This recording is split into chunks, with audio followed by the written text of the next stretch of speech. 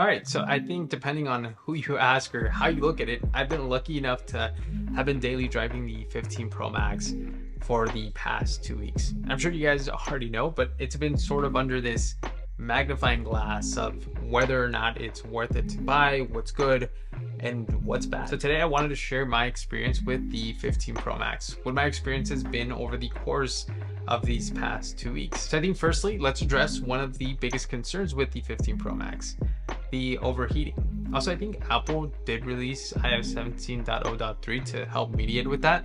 So there's that. But at least for me, I don't think I got it to overheat yet or thus far, which is good for me. I think the closest I got was it got a bit warm to the touch, but that's about it.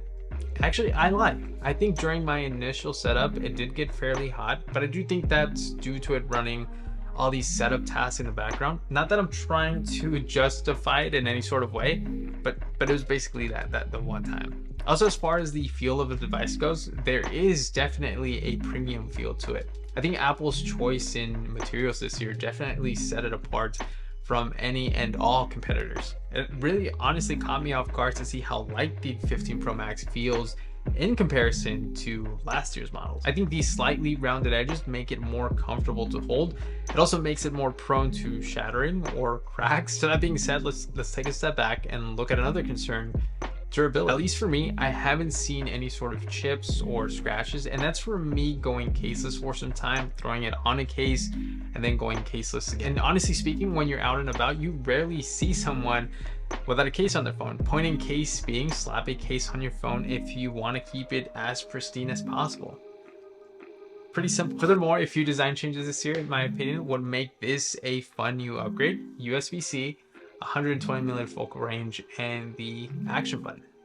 I think these are the biggest changes in comparison to last year's models. That, and of course the titanium build. And you see, as far as USB-C goes, it's convenient. It's been convenient to only have one cable across all my devices. That, and having the ability to use my 15 Pro Max essentially as a power bank, it's been useful. So that being said, and segueing into battery life has been good on this device. Coming from the iPhone 14 Pro, the 15 Pro Max obviously offers a bit more battery, so I'm able to go about a day and some. I'm normally having to charge on the second day around noon. I still wouldn't put it up there with the 13 Pro Max. That phone had godly battery for some reason. I'm normally using my device for emails, texting, phone calls, YouTube, and photo or video capture. Also, the 120mm focal length on this device is pretty dope. I was able to capture some pretty clean images on my trip to Miami the past weekend, and having this as a focal length definitely opens up just a different perspective, I would say.